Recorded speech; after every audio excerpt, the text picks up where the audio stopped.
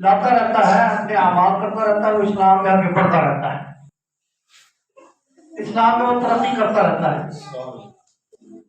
اور اسلام میں اس کی ترقی کا جو بنیاد جو رکھی گئی ہوئی ہے کہ اپنی جتنی سوچیں ہیں، جتنی خواہشیں، اس کی جتنی چاہتیں ہیں، اس کو وہ اللہ اور اس کے رسول کے حوالے کرتا ہے۔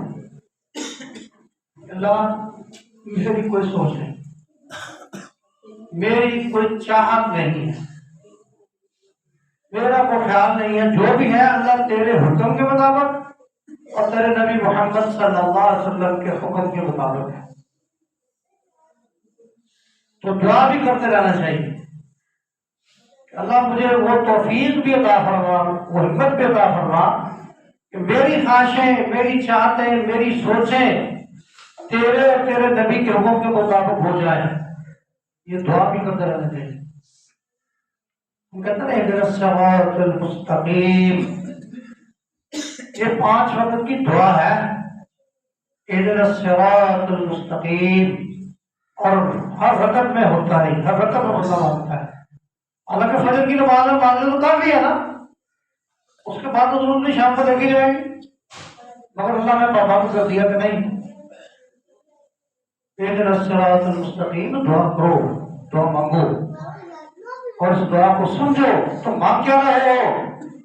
اللہ مجھے تو نے مسلمان تو بنا دیا، کلمہ شہادت میں نے پڑھ لیا ہے، اب اس پر مجھے پکا بھی رکھنا، کہیں میں ایسا نہ ہو جائے تیرے بعد مرنے کے بعد مجھے اللہ کہتے ہیں مجھے اسلام ہی نہیں تھا، تو مسلمان ہی نہیں تھا، کہ اللہ سے مجھے پکا رکھنا۔ 5 وقت کی ہر رکعت میں یہ بندہ دعا کرتا ہے، اور اس کو سمجھ کے کرنے کی ضرورت ہے، دعا کو سمجھ کے کرنے کی ضرورت ہے۔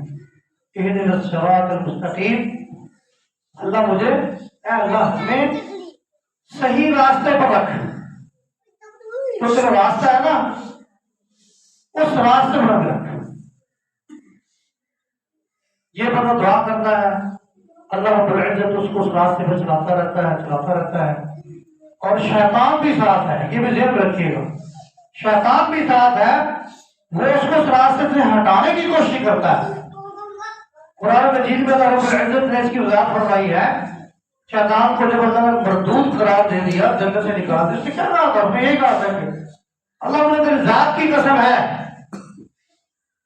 میں ان کو جن کی وجہ سے تو نے مجھے یہاں سے نکالا ہے نا، جنت سے باہر بھگا دیا ہے، میں ان کو اپنا ساتھی بناؤں گا، اور ان کو اپنے ساتھ لے کے جہاں تو مجھے بھیجے گا نا، میں ان کو ساتھ لے کے جاؤں گا۔ اور اللہ نے کیا کہا تھا؟ اللہ نے بھی کہا تھا تو پھر اگر تیری کوشش ہے نا پھر تو چل، میرے مقابلے میں ہے نا، جو میرے بندے ہوں گے، جو میرے بندے ہوں گے ان کو تو راستے سے نہیں ہٹا سکے گا۔ اب جب یہ اہدنا الصراط المستقیم نماز میں پڑھ رہا ہے نا، تو بھائی یہ بات ذہن میں رکھے کہ اللہ اور شیطان کا مقابلہ ہے، اللہ اور شیطان کا مقابلہ، شیطان کا جیت تو نہیں سکتا، منورتی طور پر جو معاملات ہے وہ تو ہے نا، اللہ اس کو ڈھیل دی ہوئی ہے۔ اور پھر طرف بندوں کو کہہ کر اس نے کہا تھا کہ اللہ میں ہر طریقے سے ان کو میں اپنا ساتھی بناؤں گا، ہر جو مجھے طریقہ اختیار کرنا پڑا نا، میں وہ طریقہ اختیار کر کے اس کو میں نے اپنا ساتھی بنانا ہے۔ اور پھر دیکھ لیں کہ ہر طریقہ استعمال کرتا ہے۔ یہ اہدنا الصراط المستقیم والی جو دعا ہے نا، وہ یہی ہے کہ اللہ اس کے وہ طریقے بے شمار ہے، وہ ہمیں نظر بھی نہیں آتا، بے شمار طریقے اس کے پاس ہے، اس کا تجربہ بھی ہم سے زیادہ ہے، وہ عمر میں بھی ہم سے زیادہ ہے، طاقت اس کے پاس اس کو دی ہوئی ہے، اس کی طاقت کا مقابلہ نہیں کر سکتے۔ ہمیں اس کے گمراہ راستے سے بچانا، اس کے راستے سے ہمیں ہٹا کے رکھنا۔ اہدنا الصراط المستقیم جب آپ پڑھے یہ ترجمہ ذہن میں رکھیں، یہ بات ذہن میں رکھیں کہ اللہ جس شیطان کا مقابلہ ہے، اللہ نے کہا ہے تو میرے بندوں کو میرے راستے سے نہیں ہٹا سکتا۔ اس نے کہا تھا میں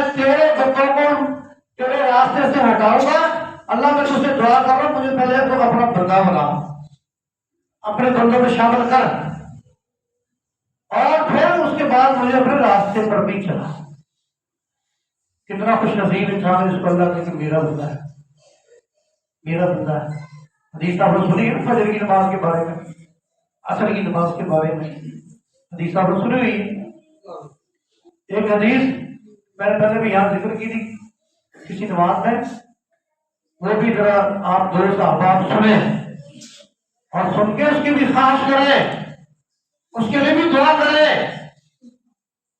الجامع صحیح ایک کتاب کا نام ہے اس میں یہ حدیث موجود ہے صحیح حدیث ہے من نشاء الى صلاۃ المکتوبۃ اور سنیے اور خوش ہو جائیے اور اس کے لیے بھرپور کوشش کیجیے یہ اللہ کے رسول نے یہ بات اپنی زبان مبارک سے نکالی ہے اور اللہ کے رسول کی بات کبھی جھوٹی نہیں ہوتی دھوکے والی نہیں ہوتی فراڈ نہیں ہوتا اس کی زبان مبارک سے حدیث مبارک نکلی ہے سنیے اس کے لیے ابھی سے نیت کیجیے کہ اللہ ہم نے یہ عمل کرنا ہے فجر کی نماز کی بڑی فضیلتیں ہیں ان میں ایک فضیلت یہ بھی شامل کر لیجیے کہ جو آدمی فجر کی نماز با جماعت پڑھ لیتا ہے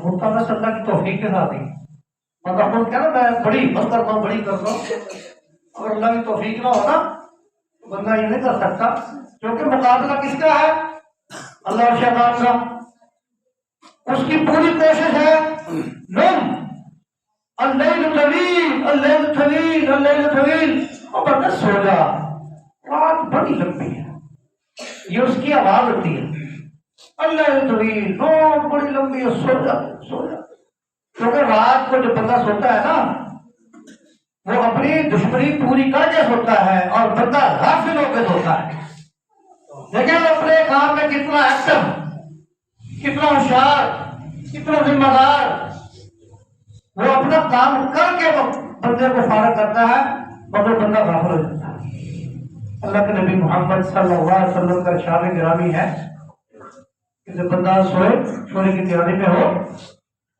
تو وہ دیکھے کہ اب میں نے کوئی اور کام نہیں کرنا جائز کام ویسے تو حدیث میں آتا ہے عشاء کی نماز پڑھنے کے بعد سو جاؤ اور اگر کوئی ضروری کام ہے کوئی مہمان آیا ہوا ہے کوئی ایسا کام ہے جس کے بغیر گزارا نہیں جائز کام حلال کام کرنا ہے تو بندہ جا سکتا ہے اور عشاء کی نماز پڑھ کے سو جاؤ اور جب سونا چاہو کوشش کرو وضو کر لو کوشش کرو وضو کرو پھر اپنے بستر پہ آ جاؤ اگر بستر پہلے سے دیکھیں اللہ کے رسول کی تعلیمات ہے اگر بستر پہلے سے بچھا ہوا ہے تو اس کو کچھ بھی پر نہیں ہے جھاڑ لو اٹھا تھوڑا جھاڑ لو کچھ بھی نہیں ہے سنت میں ہو جائے کیونکہ اللہ کے نبی نے فرمایا کہ بستر پہلے بچھ گیا ہے تم سائڈ پہ ہو گئے ہو اور آپ کو موجود نہیں ہو سکتا ہے کوئی ایسی چیز وہاں آگے جو تمہیں نظر نہیں آ رہی کوئی کاٹنے والی کوئی زہریلی چیز کوئی نقصان دینے والی چیز آ گئی ہے یا ہو سکتا ہے تمہاری غیر موجودگی میں تمہارے بارے میں کوئی وہاں جادو کر دیا گیا ہے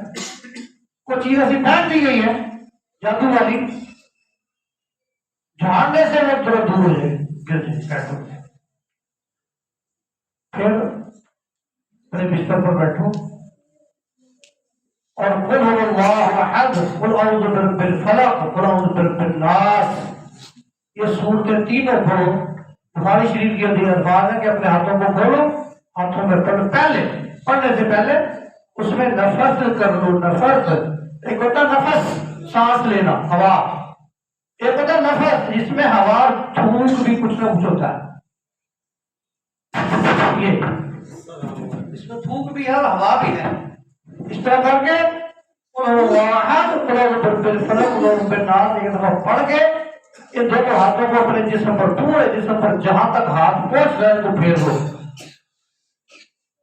پھر دوبارہ پڑھو پھر لو پھر دوبارہ پڑھو پھر لو 3 دفعہ ہو گیا پھر آیت الکرسی پڑھو بڑے فائدے آیت الکرسی پھر بتاؤں گا انشاءاللہ پھر یہ سبحان اللہ 33 دفعہ الحمدللہ 33 دفعہ اللہ اکبر 34 دفعہ یہ پڑھو اور پھر لیٹ جاؤ یہ دایاں ہاتھ سجا ہاتھ اپنے دائیں رخسار کے بیچ رکھ کے اللہم بسمک اموت و احیا، اللہ میں تیرے نام سے مر رہا ہوں اور تیرے نام سے زندہ ہوں گا. یہ نہیں کہ میں سو رہا ہوں، مر رہا ہوں. سو گیا کہتے سویا اور مویا بندہ برابر.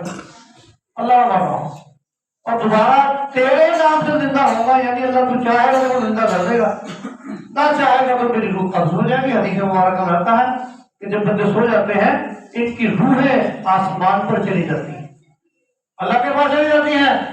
اللہ جس روح کو واپس بھیج دیتا ہے وہ لوگ زندہ ہو جاتے ہیں، جس روح کو واپس نہیں بھیجتا وہ لوگ فوت ہو جاتے ہیں. اکثر آپ نے سنا جی رات سویا دوبارہ اٹھا ہی نہیں، رات سویا دوبارہ اٹھا ہی نہیں. یہی وجہ ہوتی کہ اللہ کی طرف سے روح واپس نہیں آتی. تو بس جب صبح اٹھتا ہے تو پھر دعا پڑھتا ہے الحمدللہ الذی احیانا بعد ما اماتنا والیہ النشور. اللہ تمام تعریفیں تیرے لیے ہیں جس نے ہمیں دوبارہ زندہ کر دیا، اور ہم وعدہ کرتے ہیں، اقرار کریں کہ اللہ نے تیری طرف واپس آنا ہے، آخر تیرے پر واپس آنا ہے. یہ تو مسلمان کا طریقہ ہے. وہ کر کے سوتا ہے، ادھر سے جو مقابلہ جس کا ہلکا کرتا ہے، اللہ کے نبی فرماتے ہیں کہ وہ آدمی کی گردن گدی میں 3 گرے باندھتا ہے. اور پھر سنیے پھر وہ ہوتا کیا ہے، جاتا نہیں کہ نہیں، وہ اللہ کے نبی نے فرمایا باتا فی خشومہ ہی، انسان کے ناک کے اندر ہوتا ہے. تو یہاں رات سوتا ہے، رات جب آتا ہے، ہمیں نہیں پتا ہوتا. ہم اس بات کے پابند ہیں کہ اللہ کے نبی نے کیا دیا کیا دیا. بڑے سوال کا گزارا ہوتا جی وہ آگ کا بنا ہوا ہے، وہ ناک میں کیسے چلا گیا، دوسرا بڑا ناک میں کیسے آ جاتا ہے، وہ یہاں کیسے ہمیں سے غرض نہیں. اب اللہ کے نبی نے کیا دیا بس کیا دیا سمجھ آئے گا. اب وہ رات یہ کوشش کر کے سوتا ہے اپنی پوری کوشش، اور رات بندہ سو جاتا ہے. دعائیں پڑھنے والے کو بھی اس طرح سلاتا ہے اور جو دعائیں نہیں پڑھتا اس کو بھی اس طرح سلاتا ہے. اور پھر صبح ہوتا ہے اس کو ذہن میں ڈال کر لہر طویل کو جاگ آ گئی، لہر طویل وہ رات بڑی لمبی، سو جا نام سو جا سو جا سو جا. تو آخر ٹائم اس کو نماز کے ٹائم سے آگے نکال دیتا ہے. مگر اللہ نبی نے فرمایا کہ اگر سو گیا بندہ اور کسی نے اس کو اٹھایا نہیں ہے تو وہ جب بھی اٹھے یا خود بھی یاد نہیں ہے کسی نے اٹھایا بھی نہیں. دیکھنے کتنی آسانی ہے دین میں.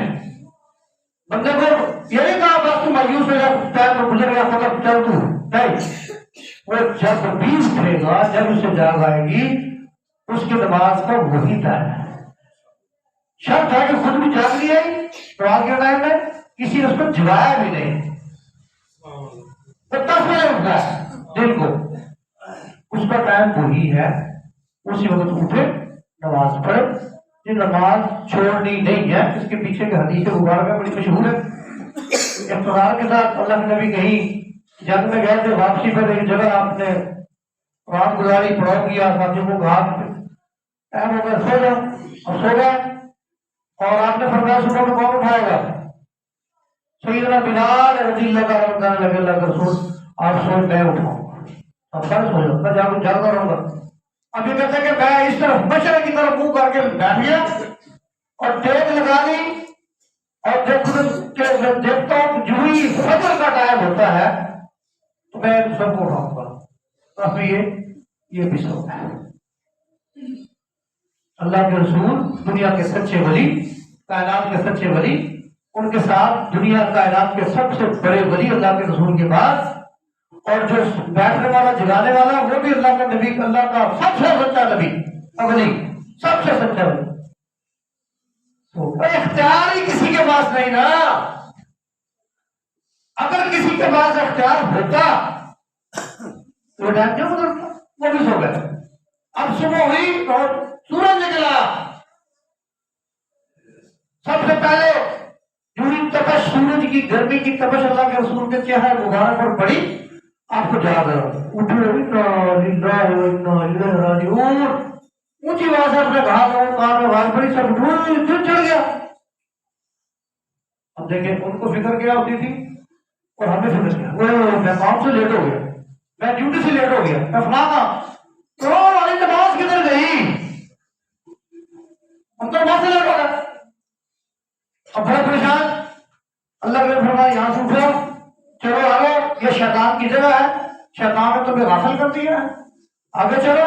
وہاں سے اٹھایا، آگے کافی دور جا کے آپ نے باقاعدہ فجر کی اذان دلوائی، دن چڑھے، پھر آپ نے وہاں باقاعدہ طور پر فجر کی جماعت کروائی۔ یہ بخاری شریف کی حدیث ہے، تاکہ ایسا کسی کے ساتھ ایسا معاملہ آ جائے اور پریشان ہو، نماز پڑھ لے، نماز نہیں چھوڑنی۔ اب یہ جو بندہ نیک بندہ صبح اٹھتا ہے، اللہ کے رسول نے فرمایا سب سے پہلے وہ 3 دفعہ ناک کو جھاڑے، ناک کو جھاڑے، کیونکہ وہاں بھائی جان موجود ہے، آرام کر رہا ہے، اس کو باہر نکالے اور پھر دعا پڑھے، الحمدللہ الذی احیانا بعدما اماتنا والی النشور۔ اس کی جو 3 گرے اس نے گھٹی میں ڈالی تھی نا، وہ ایک تو ناک جھاڑنے سے دور ہو گئی، دوسرا دعا پڑھنے سے ختم ہو گئی، تیسرا اٹھا نے اس سے وضو کی اور نماز پڑھی، وہ تیسری بھی ختم ہو گئی۔ اللہ کے نبی فرماتے ہیں کہ وہ بندہ نشاط ہے، نشاط عربی زبان میں کہتے ہیں ایکٹو بندے کو، چاق و چوبند اور شارپ۔ اس نے ایسا کیا نماز پڑھی ایکٹو ہو گیا، چاق و چوبند ہو گیا، باقی سارا جن وہ اس طرح رہے گا انشاءاللہ۔ اور جس نے ایسا نہیں کیا، ناک بھی جھاڑا، دعا بھی پڑھی، نماز بھی نہیں، کسلان، انتہائی سست بندہ۔ ویسے بندہ کہتی میں صبح نہایا بھی تھا، خوشبو بھی لگائی تھی، کپڑے صاف ستھرے پہنے تھے، اب مجھ سے جھوٹ جیسا ہوشیار نہیں لگتا، اللہ کی نظر میں وہ سست بندہ ہے۔ جس نے فجر کی نماز نہیں پڑھی، اس نے پلاننگ نہیں کی اور باقی کام کی پلاننگ بھی نہیں کر سکتا۔ اس حدیث میں ہے کہ وہ اللہ کے ذمے میں فجر کی نماز جس نے باجماعت پڑھ لی، وہ اللہ کی ذمہ داری میں آ گیا۔ کیا مطلب؟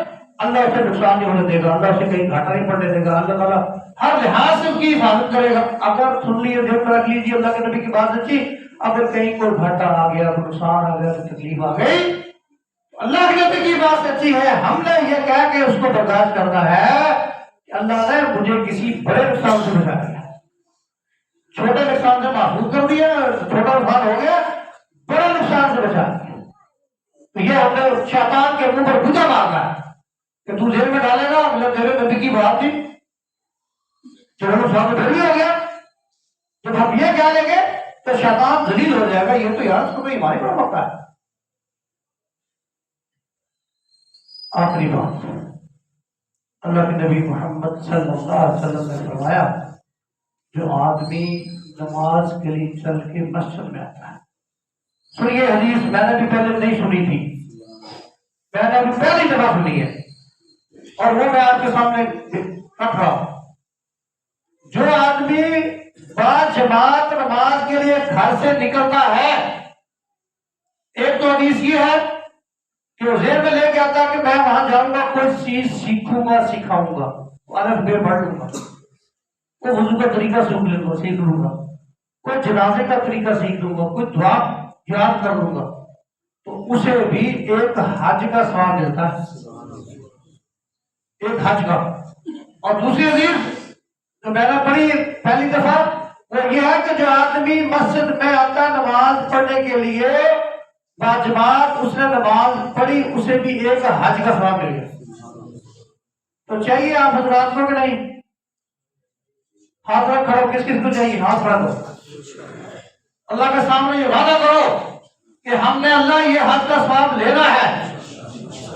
اور کتنا آج کل 12-13 لاکھ روپے خرچ ہوتے ہیں حج پر، اور وہ بھی پتہ نہیں قبول ہو نہ ہو سکتا ہے اس میں بھی غلطیاں ہو سکتا ہے جو پیسے ہم جمع کروائیں اس میں کوئی ملاوٹ ہو، وہ حرام کا پیسہ، بے ایمانی کا، غصب کا پیسہ آ گیا ہو سکتا ہے شک، اس میں شک ہو سکتی ہے، مگر اللہ کے نبی کی بات میں شک نہیں ہو سکتی کہ جو آدمی کسی کو چیز پڑھنے پڑھانے آتا مسجد میں، حج مقبول ہے، مقبول کے لفظ آتے ہیں کہ وہ حج ایسا اسے حج کا ثواب ہے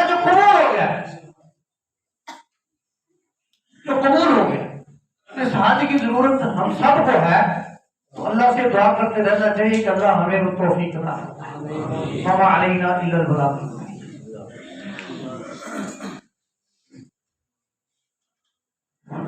الحمدللہ الحمدللہ والصلاة والسلام علی رسول اللہ. اما بعد،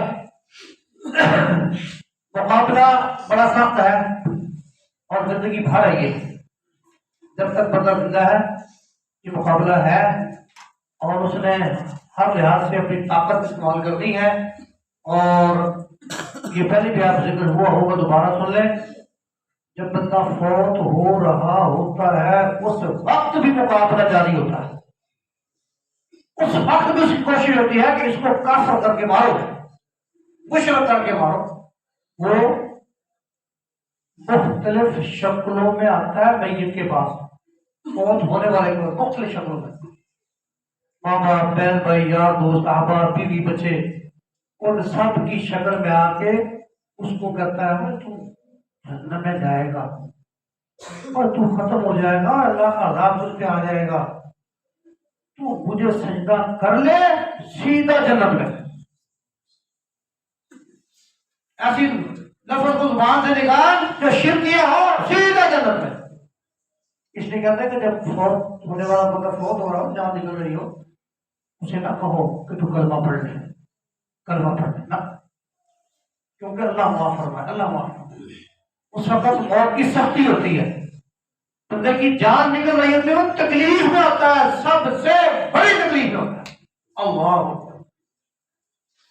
سید عائشہ صدیقہ رضی اللہ تعالیٰ عنہ بیان فرماتی ہیں، اب کوئی بندہ فوت ہوتا ہے، اللہ کے رسول کے بعد میرے سامنے فوت ہوتا ہے، وہ جتنی بھی تکلیف میں ہو مجھے اس کی تکلیف نہیں لگتی.